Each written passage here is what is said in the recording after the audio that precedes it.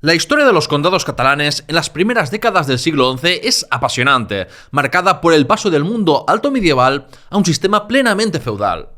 Vemos condados que se abren al comercio y a la cultura del Andalus, a la condesa Ermesenda gobernando como regente y enfrentándose a su propio hijo, y al abad Oliva y los obispos Sala y Ermengol de Urgel liderando reformas eclesiásticas. Soy David Cot, presentador de La Historia de España, y en el episodio 59 exploraremos la historia política y religiosa de Cataluña entre el 990 y 1040.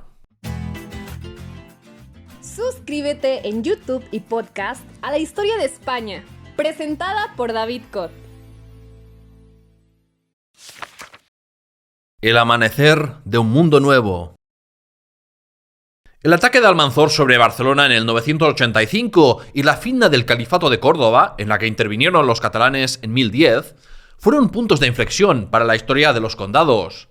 La desaparición de la dinastía carolingia, la debilidad del Andalus y la concentración de la riqueza y oportunidades en la frontera para las élites cambiaron las cosas respecto al siglo X. Como ya venía sucediendo desde alrededor del 950 y como ocurrió en el resto del mundo carolingio, las relaciones de los condados catalanes con la Santa Sede se intensificaron para buscar legitimidad y la resolución de conflictos en una autoridad superior, en ausencia de un gran emperador. Roma se convirtió en el centro político y religioso del marco mental condal. Esto se ve en peregrinaciones, donaciones y legados de herencias para el papado, que no hicieron más que multiplicarse desde el año 1000. Las relaciones con el Papa Silvestre II fueron especialmente estrechas, porque de joven este se formó en Vic y estuvo bajo la protección del conde Borrell II. Así no extraña que sus hijos Ramón Borrell de Barcelona y Ermengol I de Urgel viajasen personalmente a Roma. Otro fenómeno que se produjo a nivel europeo cristiano fue el de un lento pero progresivo renacimiento urbano. Así sucedió a partir de la segunda mitad del siglo X y hasta el siglo XIV en la ciudad de Barcelona. La ciudad, heredera de la antigüedad tardía romana y visigoda, empezó a sufrir transformaciones importantes, destacando sobre todo el desarrollo de burgos o arrabales alrededor de las murallas y en la zona del puerto, al sur de Montjuïc. La población de Barcelona en el año 1000 se estima en menos de 1.500 personas en 12 o 13 hectáreas urbanizadas entre la ciudad amurallada y los arrabales. Pero para el año 1100, la población barcelonesa se estima en 4.000 o 5.000 habitantes, en unas 30 hectáreas urbanizadas, es decir, más del doble de la población de León en aquella época. En el siglo XI, Barcelona creció sobre todo hasta el 1030 y entre el 1060 y 1085, gracias a la riqueza traída por las parias y al fortalecimiento del poder condal. Una parte significativa de la población urbana era judía, lo que no sorprende porque Montjuïc etimológicamente significa Monte de los Judíos. En 1079 había 60 familias judías en Barcelona, que serían probablemente entre 250 y 300 personas. La ciudad de Gerona tuvo un desarrollo urbanístico más modesto, pero también aumentó su población, desarrolló arrabales, se construyó la catedral románica y extramuros se estableció la poderosa abadía de Sant Pere de Galligans. A todo esto observamos un proceso de concentración de la riqueza, debido a las dinámicas de la feudalización y al hecho de que en una sociedad jerárquica, quienes están en la cima y tienen la sartén por el mango, tienden a acumular más riqueza y poder, es decir, las desigualdades tienden a engrandecerse. Esto ocurría, por ejemplo, cuando se producían malas cosechas y periodos de hambre, como los registrados en 1002, 1008, 1012, 1017, 1022 o a lo largo de la década del 1030. Si durante unos meses una familia campesina no tenía cebada o trigo, tales circunstancias la obligaba a vender o empeñar propiedades para sobrevivir. En situaciones excepcionales, incluso personas de elevada posición, como el obispo y los canónigos de Barcelona, se vieron obligados a ello. De forma excepcional y sin precedentes en los condados catalanes, en 1017 la situación era tan mala que los condes de Barcelona tuvieron que distribuir trigo para evitar un estallido social. Por otro lado, la debilidad militar del Andalus tras la caída del califato abrió grandes posibilidades de enriquecimiento en la frontera mediante incursiones, conquistas y colonizaciones. La guerra como modo de vida se potenció entre la clase dirigente de los condados catalanes a partir del siglo XI. Así, en la primera mitad del siglo XI se produjo una lenta expansión territorial. Los condados de Barcelona y Osona-Manresa se expandieron por las comarcas de la Segarra, el Penedès y la cuenca del Barberà. El condado pirenaico de Cerdaña avanzó por la estrecha franja que aún permitía su expansión entre Urgell y Osona por la localidad de Las Oluges, y por su parte el condado de Urgell incorporó Montmagastre y Meià, y antes del 1020 Guissona. Sobre todo fueron las familias vizcondales e instituciones eclesiásticas las que compitieron por adquirir nuevas tierras y construir castillos en la frontera. Por eso, entre 1031 y 1056 vemos enlaces matrimoniales entre las casas vizcondales de Barcelona, Osona, Gerona y Urgell para fortalecerse frente a la dinastía condal y la Iglesia. Las luchas de poder entre las élites iban a intensificarse. Ramón Borrell de Barcelona y Ermengol I de Urgell. A la muerte del conde Borrell II en el 993, los condados de Barcelona, Gerona y Osona-Manresa quedaron en manos de su primogénito Ramón Borrell, y el condado de Urgell lo recibió Ermengol I. Como ya vimos en el episodio 55, Almuzáfar, el continuador del régimen amirí, los condes catalanes tuvieron que enfrentarse al hijo de Almanzor, que provocó la destrucción de la ciudad de Manresa, deshizo conquistas de Urgell y mantuvo a su conde en cautividad durante un tiempo. Pero en la batalla de Torà de 1006, los condes de Barcelona, Urgell, Cerdaña y Besalú se unieron y derrotaron al ejército califal. Ramón Borrell de Barcelona y su hermano Ermengol I de Urgell lideraron la expedición catalana a Córdoba de 1010, que estudiamos en detalle en el episodio 56 dedicado a la fin del Califato de Córdoba. En esa expedición murieron Ermengol y los obispos de Barcelona, Gerona y Vic, entre otros personajes relevantes de los condados que murieron o estuvieron en cautividad durante un tiempo. La familia condal de Barcelona fue la más beneficiada por los resultados de la expedición a Córdoba. Al morir muchos magnates importantes, el conde de Barcelona se convirtió en regente de Urgell y colocó a familiares y amigos al frente de los obispados de sus dominios. Ermengol II aún era un bebé de pocos meses, así que fue cuidado y educado por sus tíos en Barcelona. Y aunque teóricamente el regente era Ramón Borrell, el ambicioso obispo Ermengol se hizo el amo de la política urgelesa entre el 1010 y 1030. De él hablaré más adelante. Además, Ramón Borrell fomentó el ascenso de los Moncada, que desde su castillo de la comarca del Vallès rivalizarían con la familia vizcondal barcelonesa, y trató de limitar el crecimiento del poder de los vizcondes de Cardona. Por otra parte, los matrimonios entre condes del norte y sur de los Pirineos fueron muy frecuentes en el siglo XI, y el matrimonio de Ramón Borrell con Ermesenda de Carcassona en el 991 hay que enmarcarlo en esta tendencia. Estos matrimonios servían para aumentar el radio de influencia de los condes. Este enlace en concreto se produjo después de que Carcassona sufriese un ataque del conde Oliba Cabreta de Cerdaña y Besalú, que provocó devastaciones y obligó a Carcassona a ceder la comarca pirenaica de Capcir a Cerdaña. Así que seguramente el padre de Ermesenda quiso ganar garantías de seguridad aliándose con Barcelona. En la dote por el matrimonio, Ermesenda recibió el dominio sobre el condado de Osona, Manresa y el obispado de Vic, además de una larga lista de derechos jurisdiccionales y propiedades dispersas, como ha estudiado el historiador Xavier Gil. Es más que probable que recibiera algunos derechos especiales para el condado de Gerona, donde luego colocaron a su hermano de obispo. Estos derechos serían una fuente de poder muy importante en las luchas de poder de Ermesenda con su hijo y luego con su nieto.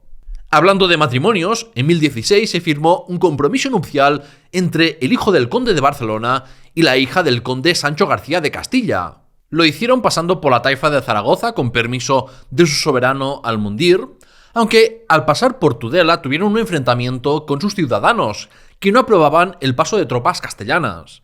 No está claro si la firma del compromiso se hizo en Zaragoza o en Barcelona, pero el soberano Tuibi parece que medió de forma relevante. El famoso poeta Ibn Darray, cuando se puso al servicio de Almundir, escribió este poema, cita: «Fuiste tú, Almundir, quien has creado este matrimonio, y solo tus manos son capaces de destruirlo y disolverlo. Es un castillo admirable cuya base es Castilla, su torre y franja, el país de los francos, Cataluña. Y la paz de que ambas gozan es la que pusiste tú por techo». Fin de la cita. Ermesenda de Carcassona, la condesa regente de Barcelona. No se sabe si fue porque tuvo algún conflicto con la taifa de Zaragoza o Tortosa, pero el conde Ramón Borrell murió a los 45 años en septiembre de 1017. El sucesor, Berenguer Ramón I, aún era menor de edad, así que su madre Ermesenda tomó las riendas y actuó como regente, de acuerdo con la última voluntad de su marido. El testamento de Ramón Borrell reconocía que Ermesenda conservaría derechos de gobierno y propiedad sobre los condados de forma vitalicia, lo que parece indicar que confiaba en las habilidades políticas de la condesa y también que no pensaba que fuera a vivir tantos años como lo hizo. Ermesenda siempre gobernó con limitaciones, primero por ser consorte cuando vivía su marido, y después por las limitaciones propias del cogobierno que dispuso Ramón Borrell en su testamento. Por supuesto, pudo gozar de una mayor libertad de acción durante las minorías de edad. Sus detractores han caracterizado a Ermesenda como una mujer ambiciosa y autoritaria que solo quería el poder para ella, y como una mujer que no debía inmiscuirse en un mundo de hombres como la política. Sus fans, en cambio, ven a Ermesenda como una mujer que actuó para beneficio de su familia sin doblegarse ante nadie, quizás siendo un poco demasiado sobreprotectora para con su hijo y nieto. Lo que está claro es que Ermesenda de Carcasona fue una mujer con una fuerte personalidad y fuerza de voluntad. Recibía juramentos de fidelidad, hacía de patrona de instituciones eclesiásticas, presidía asambleas de nobles y tribunales de justicia. Incluso llegó a acompañar a su marido en al menos una campaña bélica. Pero hay que decir que ni fue la primera ni la última mujer con un papel político relevante en torno al año 1000. O sea que Ermesenda no fue tan, digamos, excepcional como se pueda pensar. Las mujeres aparecen frecuentemente en la documentación, siendo propietarias y haciendo donaciones o compraventas por su propia voluntad, y gozaban de más libertades que en algunas épocas posteriores. Ermesenda se rodeó de consejeros laicos y eclesiásticos, y en especial se apoyó en su hermano, el obispo Pedro de Gerona, y en el obispo y abad Oriba. La condesa fue responsable de introducir en la administración condal la figura del senescal, el mayordomo de palacio, de origen noble. La historiografía ha tendido a caracterizar los gobiernos de Ermesenda y su hijo Berenguer Ramón como inoperantes y débiles ante el supuesto auge de la violencia de señores feudales. Pero si te vas a la documentación primaria, no hay evidencia que permita sostener esta tesis. Las luchas por el poder o territorios no eran nuevas, y siguieron sucediéndose. El conde Hugo I de Ampurias quiso anexarse el condado de Rosellón y así reunificar la herencia de su padre, pero los dos condados permanecieron independientes y en disputas continuas durante décadas. Hugo de Ampurias también tuvo conflictos con Ermesenda por la jurisdicción del municipio ampurdanés de Ullastret. Hugo trató de resolver el juicio por combate entre dos caballeros, pero la condesa insistía en hacerlo de acuerdo con el Liber Judiciorum Godo, según las pruebas que presentasen las partes. El conde de Ampurias sabía que tenía las de perder, así que decidió tomar Ullastret por la fuerza, pero por presiones y para evitar la guerra, finalmente tuvo que ceder la localidad al condado de Gerona de Ermesenda. Por otro lado, las relaciones entre los condados catalanes y al-Ándalus se intensificaron. Esto se observa en que, incluso tras la muerte de Ramón Borrell, mercenarios de los condados ofrecieron sus servicios militares a soberanos andalusíes y se intensificaron los contactos comerciales y culturales. Es revelador que el sello signatario de la condesa Ermesenda tenga su nombre inscrito en latín y en árabe, una muestra de la fascinación y respeto que despertaba la cultura andalusí entre los cristianos hispanos. El influjo de oro andalusí por el comercio y los servicios militares estimuló el desarrollo precoz de actividades crediticias y permitió desde 1017 o 1018 la acuñación de monedas de oro en el condado de Barcelona. El pionero fue un judío llamado Bonhomme, que se desconoce si lo hizo por iniciativa propia y fue un acto tolerado por los condes o si respondió a una orden de Ermesenda. Pero las relaciones con los reinos de taifas también fueron a veces de hostilidad. En los años 30 hubo ataques piratas desde la taifa de Denia sobre la Costa Brava, pero ya entre el 1018 y 1023 hubo alguna acción hostil.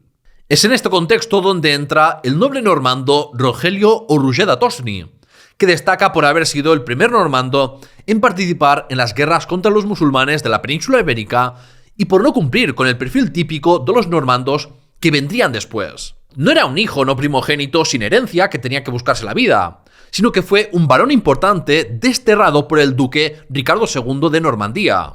Según la crónica del monje franco Ademar de Chabannes, Roger de Tosny y su ejército mercenario sirvieron a la condesa Ermesenda, derrotaron a los atacantes de la taifa de Denia de Mujahid y lo forzaron a firmar la paz. A Ermesenda le venía bien contar con nuevos fieles, así que parece que mantuvo durante varios años a los normandos a su lado y casó a una hija suya con Roger de Tosny.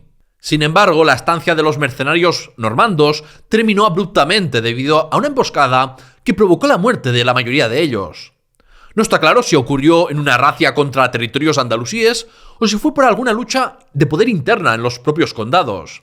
Tras eso, Roger de Tosny abandonó a su esposa, se reconcilió con el duque y pudo regresar a Normandía, afamado como Roger el Hispánico.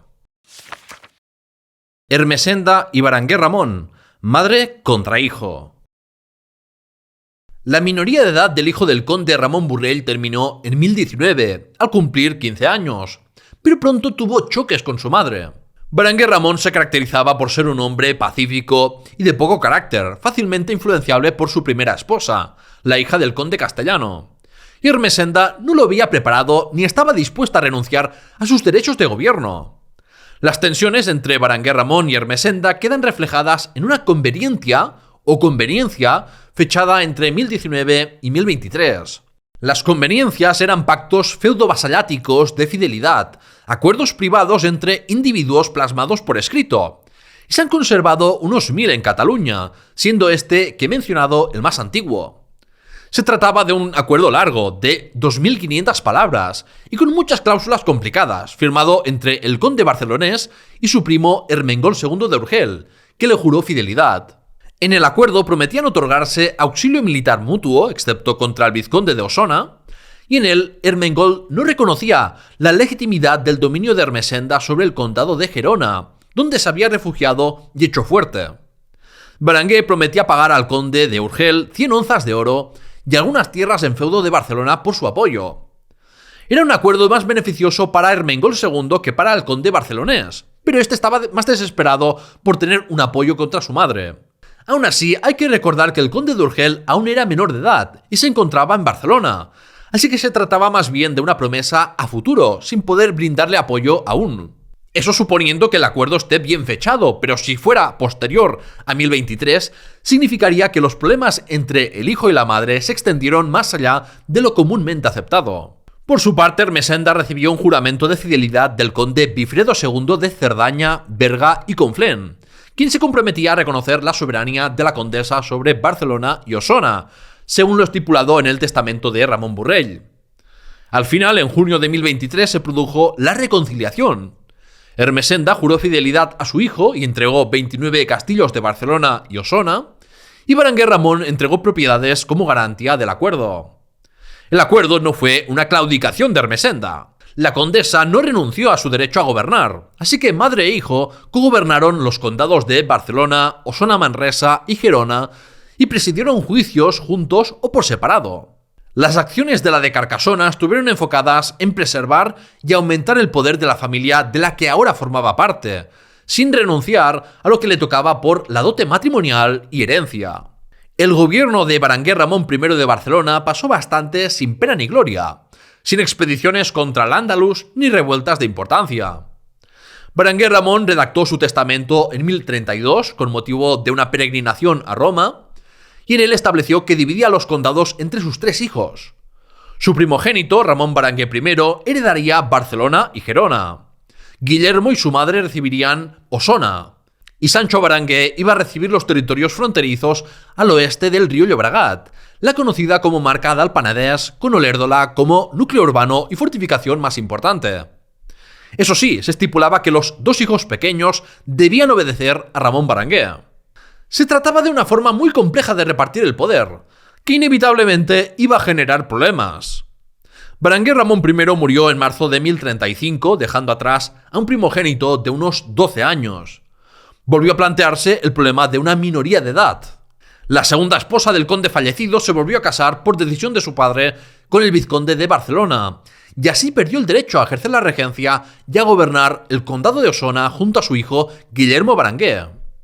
Ermesenda de Carcasona, como condesa que llevaba décadas gobernando, tomó de nuevo las riendas de la situación, ejerciendo de regente de su nieto Ramón Berenguer. La tutela se hizo con la inestimable participación de magnates colaboradores como el abad Oliba, el obispo Pedro de Gerona y los nobles Guillermo de Moncada y Gombau de Besora. En 1038, Ermessenda fue una de las principales figuras en la consagración de las nuevas catedrales de Gerona y Vic. Estos eran actos de gran solemnidad que permitían que, ante una gran muchedumbre, se resaltase el poder político, la devoción religiosa y el rol de protector de la iglesia y el pueblo del conde o la condesa. Que la consagración de las catedrales de Gerona y Vic coincidiera en el mismo año seguramente no es casualidad, pues debió servir para delimitar de forma más clara los bienes de cada una de las sedes episcopales y sus límites territoriales. Fue en 1039, cuando Ramón Berenguer I ya tenía 16 años y se casó, que el nieto entró en conflicto con su abuela Ermessenda por el gobierno de los condados. Este choque, más grave que el vivido entre la condesa y Berenguer Ramón, lo veremos en un futuro episodio. Si te está gustando esta entrega, por favor dale a me gusta, suscríbete y activa la campanita de notificaciones si estás en YouTube para no perderte nada. Y acuérdate de que puedes apoyar mi divulgación histórica en Patreon con membresías de YouTube o Spotify o con donaciones.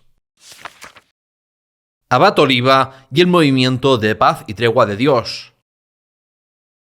Pasemos a centrarnos en la historia eclesiástica condal, porque se produjeron movimientos de lo más interesantes.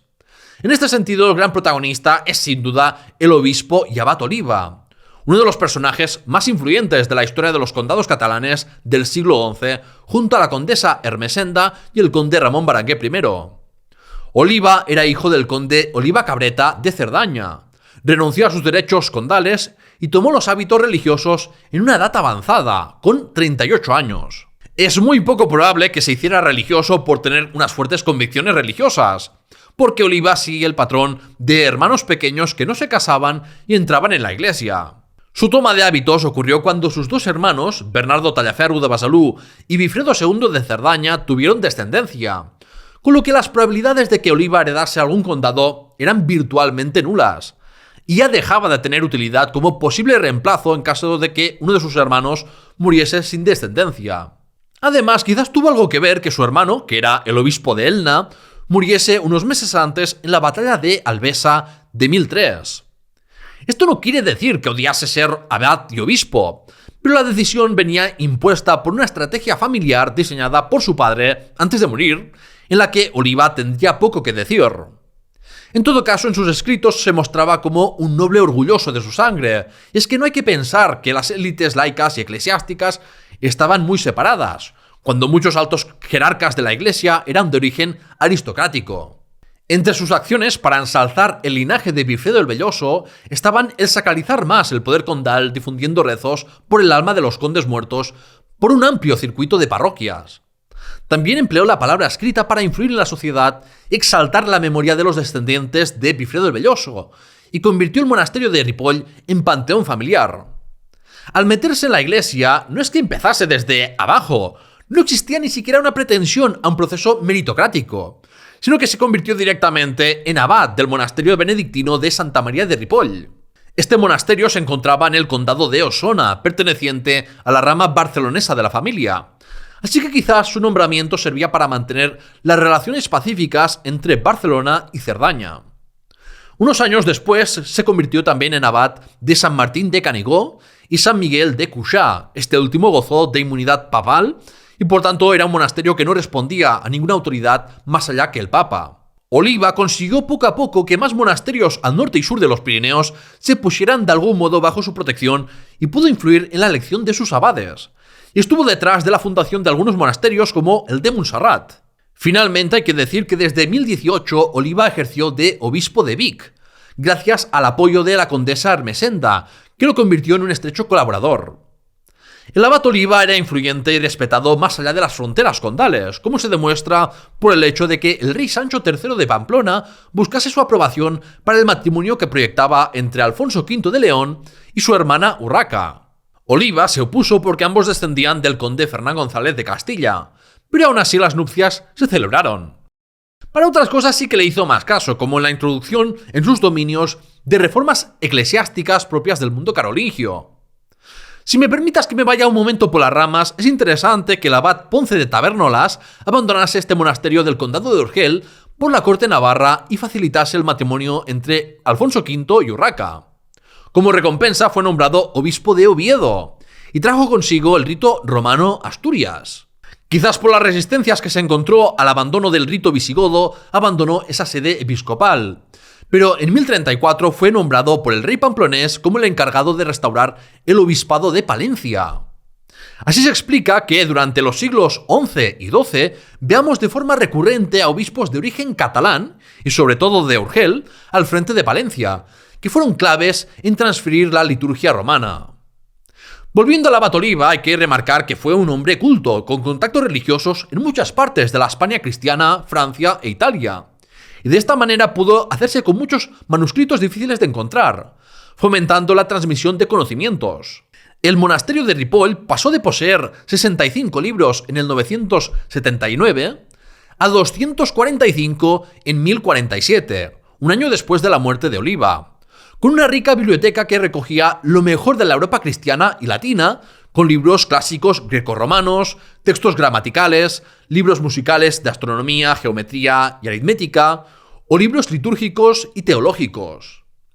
Bajo el abad Oliba, el monasterio de Ripoll se convirtió en un centro de enseñanza de primer orden a nivel europeo, y se iniciaron las actividades del scriptorium, el lugar donde se copiaban libros en una época en la que aún no existía la imprenta. Del scriptorium de Ripoll salió, por ejemplo, la maravillosa Biblia de Ripoll, con unas bonitas ilustraciones, o una recopilación selecta de textos del Papa Gregorio Magno.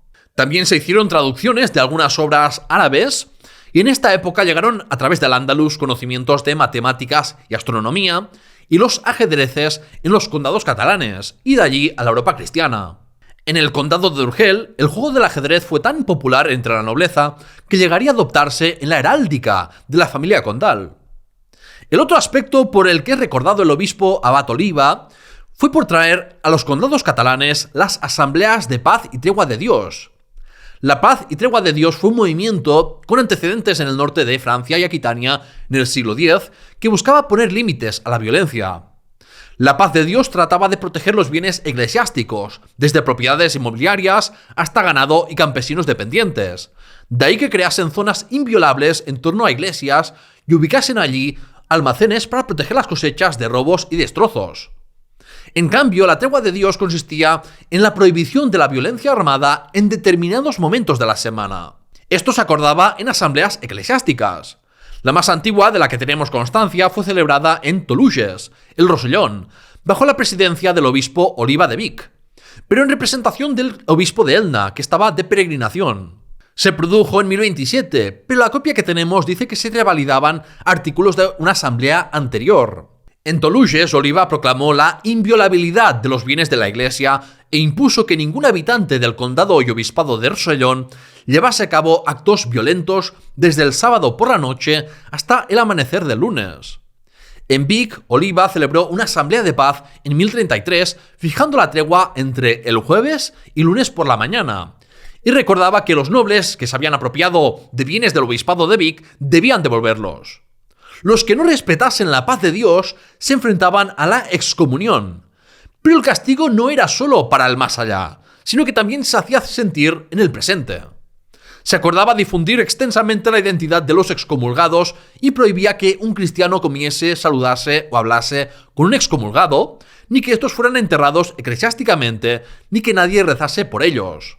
Se trataba de hacer el vacío social a los excomulgados, de convertirlos en parias sociales. En general, se ha sobredimensionado la importancia del movimiento de paz y tregua de Dios. ¿Por qué no sería más exitoso y relevante hasta que los condes se apropiaron de esta institución, que pasó a conocerse como paz y tregua del príncipe? Los agriógrafos del abad Oliba lo presentan como un pacifista altruista, pero son biografías que caen en idealizaciones. Sus acciones pacificadoras no venían por una especial voluntad de paz y amor, sino por el deseo de proteger los intereses de sus instituciones eclesiásticas, la unidad familiar entre las dos ramas descendientes de Bifredo el Velloso, y por mantener el orden político y social de una clase dominante de la que pertenecía en contra de las masas campesinas.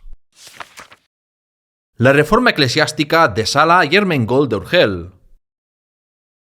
Mucha gente ha oído hablar del abad Oliba, aunque sea solo por la universidad que toma su nombre.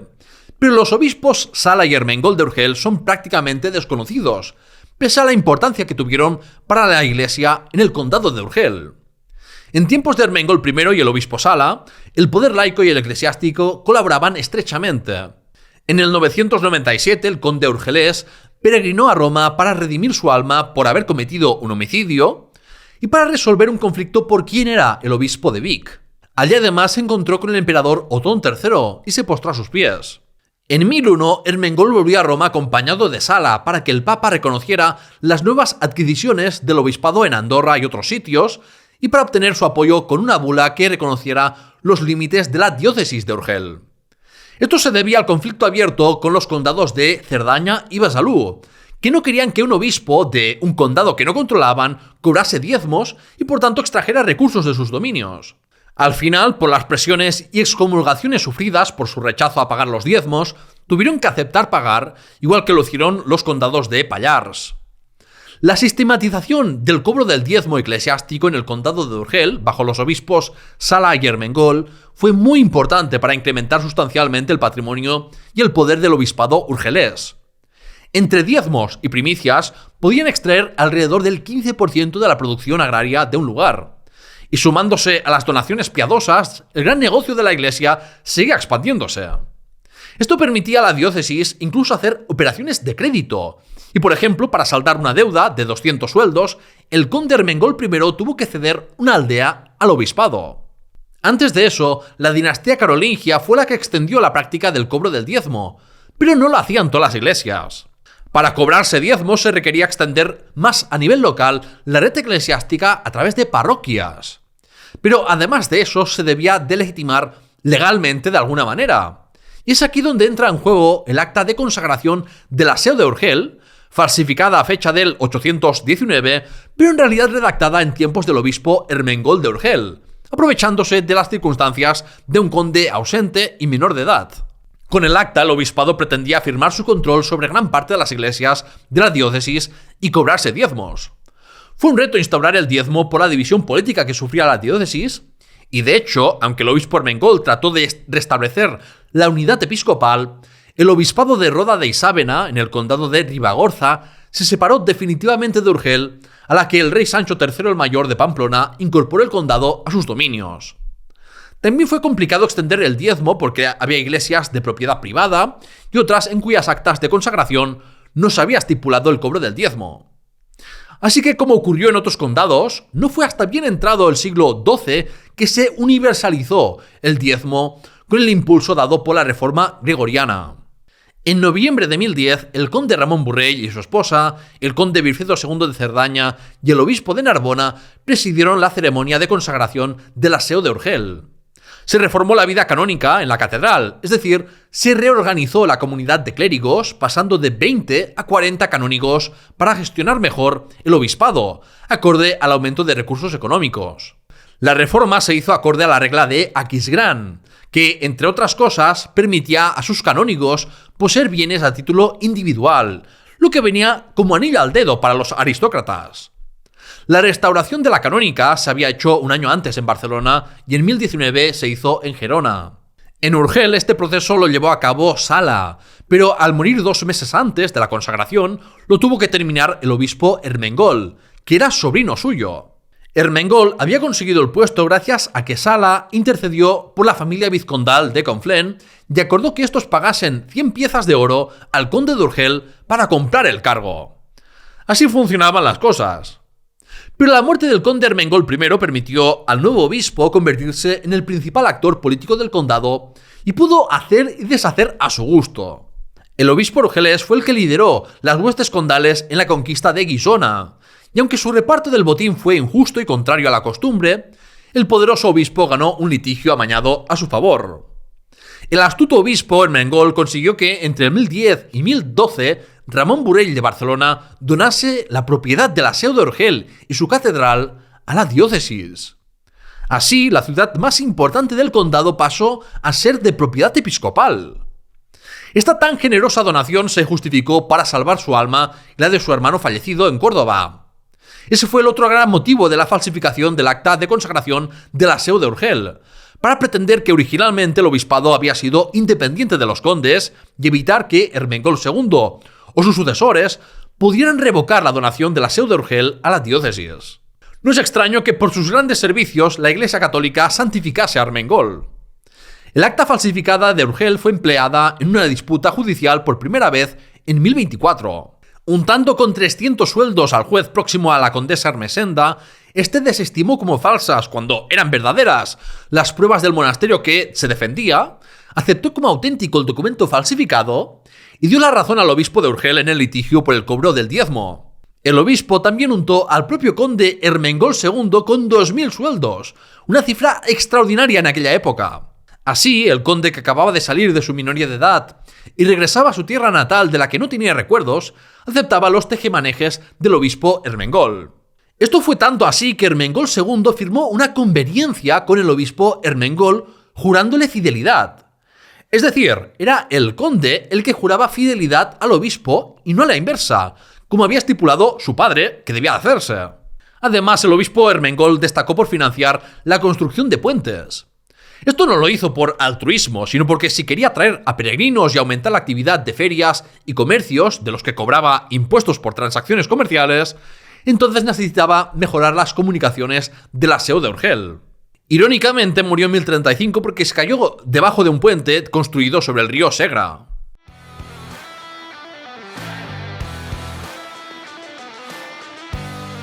¡El veredicto! El abad Oliva es un ejemplo perfecto de cómo las figuras religiosas suelen ser idealizadas, presentadas como modelos de virtud, altruismo y amor por la paz.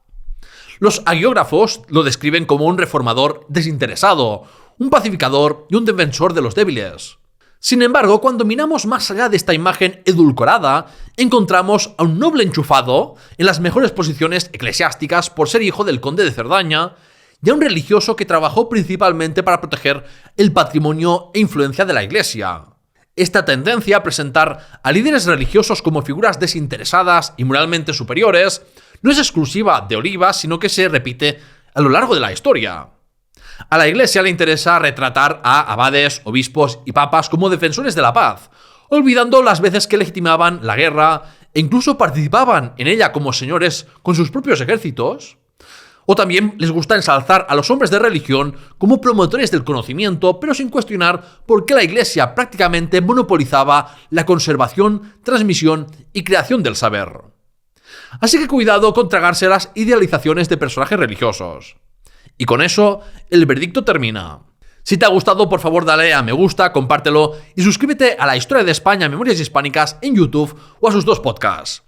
Puedes apoyarme mensualmente en patreon.com/lahistoriahispana a cambio de acceso anticipado a todo mi contenido, la posibilidad de votar temas para los episodios, un merchandising exclusivo que no puedes encontrar en la tienda de la página web del programa. En el próximo episodio explicaré el reinado de Sancho III el Mayor de Pamplona, el monarca navarro más importante. Gracias por tu atención y hasta la próxima.